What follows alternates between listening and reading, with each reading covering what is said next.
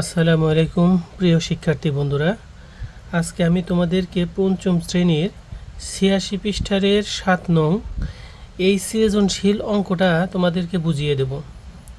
এখানে আছে একটি আয়তাকার শ্রেণীকক্ষের প্রস্থ ৭.৫ মিটার এবং ক্ষেত্রফল ৭৮.৭৫ বর্গমিটার। ক নম্বরে শ্রেণীকক্ষটির দৈর্ঘ্য কত? খ নম্বরে শ্রেণীকক্ষটির প্রস্থ ২ মিটার বাড়লে ক্ষেত্রফল কত হবে? পর্যায়ক্রমে আমরা দুটো অঙ্কই করব। প্রথমটা আছে শ্রেণীকক্ষের দৈর্ঘ্য কত, আমরা দৈর্ঘ্য বের করব। দৈর্ঘ্যের সূত্র আমরা জানি, দৈর্ঘ্য সমান হচ্ছে ক্ষেত্রফল ভাগ প্রস্থ। তো এখানে ক্ষেত্রফলও দেওয়া আছে, প্রস্থ দেওয়া আছে, তাহলে দৈর্ঘ্য বার করতে পারবো আমরা। চলো শুরু করি। ৭ নাম্বার দেওয়া আছে, এখানে লিখব দেওয়া আছে। কি দেওয়া আছে? এখানে দেওয়া আছে শ্রেণীকক্ষের প্রস্থ দেওয়া আছে। প্রস্থ কত দেওয়া আছে? প্রস্থ দেওয়া আছে ৭.৫ মিটার। ৭.৫ মিটার এটা হলো প্রস্থ দেওয়া আছে। সেই সাথে এখানে ক্ষেত্রফলও দেওয়া আছে। ক্ষেত্রফলটা কত আমরা বইয়ে খেয়াল করলেই দেখতে পারবো যে ক্ষেত্রফল দেওয়া আছে ৭৮.৭৫ মিটার বর্গমিটার। ৭৮.৭৫ বর্গমিটার। একটা জিনিস লক্ষণীয়, সেটা হচ্ছে যখন প্রস্থ থাকে বা দৈর্ঘ্য থাকে তখন পাশে মিটার লিখতে হয়, আর যখন ক্ষেত্রফল থাকে তখন সেটাতে বর্গমিটার লিখতে হয়। তাহলে আমরা এখন বের করব কি? আমরা বের করব হচ্ছে দৈর্ঘ্য সমান কত, এটা আমরা বের করব। দৈর্ঘ্য সমান কত? আমরা দৈর্ঘ্যের সূত্র জানি, এজন্য এখানে আমরা লিখে নেব যে আমরা জানি দৈর্ঘ্য সমান ক্ষেত্রফল ভাগ প্রস্থ। দৈর্ঘ্য সমান কি হবে? এই ক্ষেত্রফলের সাথে প্রস্থকে ভাগ করতে হবে। এখানে লিখব দৈর্ঘ্য সমান ক্ষেত্রফল ভাগ প্রস্থ। আর এর নিচের লাইনে আমরা কি করব? ক্ষেত্রফলের মানটা বসাবো। এখানে ক্ষেত্রফলের মান কত দেওয়া আছে? ক্ষেত্রফলের মান দেওয়া আছে ৭৮.৭৫। এখানে ভাগ দেওয়া আছে, আমরা ভাগ দেব। আর এখানে প্রস্থ দেওয়া আছে। প্রস্থ কত দেওয়া আছে? প্রস্থ দেওয়া আছে ৭.৫। ৭.৫ দেব আমরা। আচ্ছা, এরপর আমরা এখানে ব্র্যাকেট দেব। ব্র্যাকেট দিয়ে এখানে আমরা কি লিখব? এখানে আমরা মিটার লিখব। কেন এখানে মিটার লিখব? যখন আমরা দৈর্ঘ্য বের করব বা প্রস্থ বের করব তখন এখানে মিটার লিখতে হবে। আর যদি এখানে আমরা ক্ষেত্রফল বের করি তখন এখানে বর্গ মিটার লিখতে হবে। আমরা এখানে দৈর্ঘ্য বের করছি, এজন্য এখানে মিটার লিখব। এখানে ৭৮.৭৫কে ভাগ করতে হবে ৭.৫ দিয়ে। এখানে আমরা দশমিকের ভাগ করতে গেলে যে কাজটা আমাদের প্রথমে করতে হবে সেটা হচ্ছে দেখতে হবে যে দশমিক কয় ঘর আগে আছে। এখানে ১ ২ ঘর আগে দশমিক আছে, আর এখানে ১ ঘর আগে দশমিক আছে। এখানে ২ ঘর আগে দশমিক আর এখানে ১ ঘর আগে দশমিক। তাহলে বোঝা যাচ্ছে যে ২ ঘর আগে দশমিক আছে, এটাকে ধরে আমরা অঙ্কটা করব। এখানে দশমিকের জন্য ১ লিখব এবং দশমিকের পরে দুইটা অঙ্ক আছে, সেজন্য দুইটা শূন্য লিখব। অর্থাৎ এই ৭৮.৭৫কে আমরা এখানে ১০০ দিয়ে গুণন করব। ১০০ দিয়ে গুণন করব কেন? কারণ দশমিকের পরে দুইটা অঙ্ক আছে, সেজন্য ১-এর পরে দুইটা শূন্য দিতে হবে, অর্থাৎ ১০০ হবে। এখানে ভাগ আছে, আমরা ভাগ দেব। ভাগ দেওয়ার পর এখানে ৭.৫ আছে, ৭.৫ দেব। দেওয়ার পর এখানে গুণন করে দেব ১০০ দিয়ে। এখানে ১০০ দিয়ে গুণন করছি, তাহলে এ পাশেও ১০০ দিয়ে গুণন করতে হবে। ভাজ্যকে যত দিয়ে গুণন করব ভাজককে সেই সংখ্যা দিয়েই গুণন করতে হবে। এখানে আমরা মিটার লিখব। মিটার লেখার পর এই গুণন ফলটা এখানে আমরা বসাবো, আর এই গুণন ফলটা এখানে বসাবো, মাঝখানে ভাগ চিহ্ন থাকবে। আমরা অন্য জায়গায় রাব করে এখানে ফলটা বসিয়ে নিচ্ছি। আমরা এটা রাব করে এখানে পেয়েছি ৭৮.৭৫কে ১০০ দিয়ে গুণন করলে আমরা এখানে রাব পেয়েছি হচ্ছে ৭৮৭৫, এই সংখ্যাটা পেয়েছি। আর এখানে ভাগ আছে, আমরা ভাগ দেব। আর এখানে ৭.৫কে ১০০ দিয়ে গুণন করলে আমরা পাবো হচ্ছে ৭ 50 আর এখানে লেখার সময় আমরা মিটার লিখব। এখন এই সংখ্যা দুটোকে ভাগ করে যে ফল হবে এখানে সেই ফলটা এখানে নামাতে হবে। আমরা রাফ করে নিচ্ছি। এখানে ভাগ অঙ্কের রাফটা আমি তোমাদেরকে দেখিয়ে দিচ্ছি। 750 দিয়ে ভাগ করতে হবে 7875কে। 7875কে 750 দিয়ে ভাগ করতে হবে। তাহলে 750 727-এর ভিতরে কতবার যায়? একবার যায়। তাহলে 750 অক্ষে 750 লিখব এখানে। তারপর আমরা দাগ দিয়ে বিয়োগ করব। 7 7ই এখানে 5 আছে, 8 হবে 3 হলে। এখন কি করব?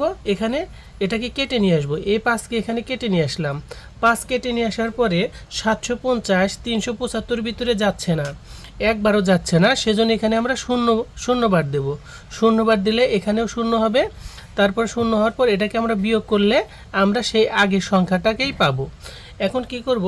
এখন আমরা এখানে দশমিক ব্যবহার করব। ফলে দশমিক ব্যবহার করলে আমরা ভাগ শেষে শূন্য ব্যবহার করতে পারি। তাহলে এখানে 750 3750-এর ভিতরে কতবার যায় সেই সংখ্যাটা এখানে আমরা বসাবো। আমরা অন্য জায়গায় রাফ করে দেখব যে 750 3750-এর ভিতরে কতবার যায়। এখানে যদি 750-কে আমরা 5 দিয়ে গুণন করি তাহলে কত হচ্ছে দেখি। 5 0 0 5 5 25-এর 5 হাতে থাকে 2, 5 7 35 আর 2 37। যদি আমরা এখানে 5 বার দেই তাহলে এখানে 3750 হচ্ছে। তাহলে এখানে আমরা ফল কত পাচ্ছি? 10.5। এখন আমরা সেই পূর্বের অঙ্কে চলে যাব। এখানে তাহলে ফল কত হচ্ছে? 10.5 মিটার। 10.5 মিটার এটা হচ্ছে দৈর্ঘ্য। এখানে বইয়ে আমরা যেটা করেছিলাম, বইয়ে এখানে ছিল ক নাম্বারে যে শ্রেণীকক্ষটির দৈর্ঘ্য কত। এই ক নাম্বার অঙ্কটার শ্রেণীকক্ষের দৈর্ঘ্য হচ্ছে 10.5 মিটার। এটা হচ্ছে ক নাম্বার।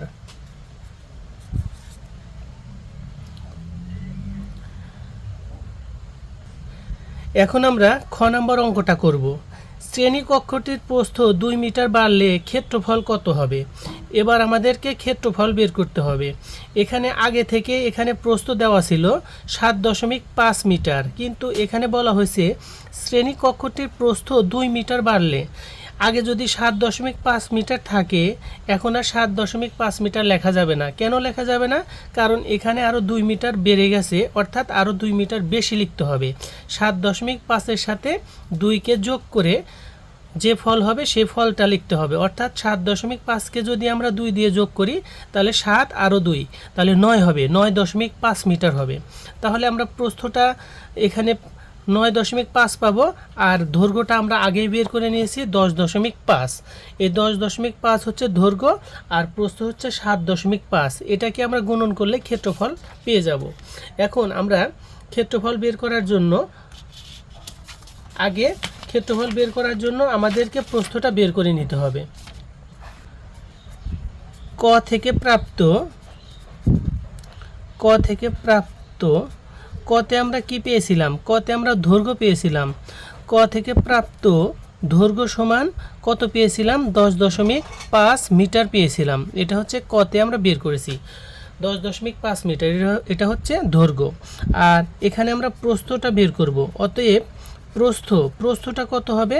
এখানে 2 মিটার বাড়লে কত হবে? 7.5-এর সাথে আরও 2 যোগ করতে হবে। এখানে আমরা লিখব প্রস্থ হবে 7.5, এর সাথে আরও 2 যোগ করব। 7.5 মিটারের সাথে 2 মিটার যোগ করলে আমরা প্রস্থটা পাবো। প্রস্থটা কত পাবো তাহলে? 7 আরও 2 তাহলে 9 হবে, 9.5 মিটার হবে। আমরা প্রস্থও পেয়ে গেছি, দৈর্ঘ্যও পেয়ে গেছি। এখন আমরা কি বের করব? ক্ষেত্রফল বের করব।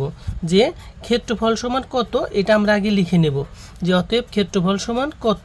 এখন ক্ষেত্রফল যদি বের করতে চাই তাহলে ক্ষেত্রফলের সূত্র আমাদের জানা আছে। আমরা লিখব এখানে যে আমরা জানি ক্ষেত্রফল সমান, আমরা জানি কি জানি আমরা ক্ষেত্রফলের সূত্র জানি। আমরা জানি ক্ষেত্রফল সমান ক্ষেত্রফল সমান দৈর্ঘ্য গুণন প্রস্থ। দৈর্ঘ্যের সাথে কি করতে হবে, প্রস্থটাকে গুণন করতে হবে। দৈর্ঘ্যের সাথে প্রস্থ গুণন করলেই আমরা ক্ষেত্রফল পেয়ে যাব। এখন দৈর্ঘ্য কত সেটা আমরা আগে এই যে ক থেকে প্রাপ্ত দৈর্ঘ্য হচ্ছে 10.5 মিটার, আর সেই সাথে প্রস্থ কত গুণন আছে, গুণন দিলাম। প্রস্থ কত, প্রস্থ আমরা পেয়েছি হচ্ছে 9.5 মিটার। তাহলে দৈর্ঘ্য আর প্রস্থটাকে গুণন করলে আমরা ফলটা পেয়ে যাব। দৈর্ঘ্য আর প্রস্থ 9.5কে 10.5কে 9.5 দ্বারা গুণন করলে কত হয় সেটা আমরা রাফ করে এখানে ফলটা বসিয়ে দেব। 10.5 এবং 9.5কে গুণন করলে আমরা কত পাবো, এখানে 5 5 25-এর 5, হাতে থাকে 2, 5 0 0 আর হাতের 2 এ 2, 5 1 5। এখানে 5-এর ঘর বাদ দিলে এবার 9-এর ঘর শুরু করব। 5 নং 45, 45-এর 5 নং 45, 45-এর 5, হাতে থাকে 4। এখানে 9 0 0 আর হাতের 4-এ 4ই, 9 1 9। এখন আমরা এটা যোগ করে দেখব কত হয়। এখানে 5 হবে, এখানে 7 হবে, এখানে 9, এখানে 9 হবে, অর্থাৎ 99, অর্থাৎ 9975 হবে। এখানে 2 ঘর আগে দশমিক হবে, কারণ এখানে দশমিকের পরে একটা ঘর আছে, দশমিকের পরে আরেকটা ঘর আছে। মোট দশমিকের আগে 2টা ঘর আছে, এজন্য 2 ঘর আগে দশমিক দিলে এখানে কত পাচ্ছি, 99.75 পাচ্ছি। এখানে আমরা লিখব 99.75 বর্গমিটার লিখতে হবে। কেন বর্গমিটার লিখতে হবে, এর আগেই বলছি যে যখন ক্ষেত্রফল বের করব তখন বর্গ লিখতে হবে, যখন দৈর্ঘ্য বের করব তখন মিটার লিখতে হবে, যখন প্রস্থ বের করব তখনও মিটার লিখতে হবে। কিন্তু ক্ষেত্রফল যখন বের করতে হবে তখন সেটাকে বর্গ লিখে লিখতে হবে। যেমন এটা ক্ষেত্রফল বের করছি, এজন্য এখানে লিখতে হবে বর্গমিটার। ধন্যবাদ। প্রিয় শিক্ষার্থী, এরকম প্রতিদিন ভিডিও পাওয়ার জন্য চ্যানেলটি সাবস্ক্রাইব করে সহজ গণিতের সাথেই থাকো। ইনশাআল্লাহ অবশ্যই উপকৃত হবে।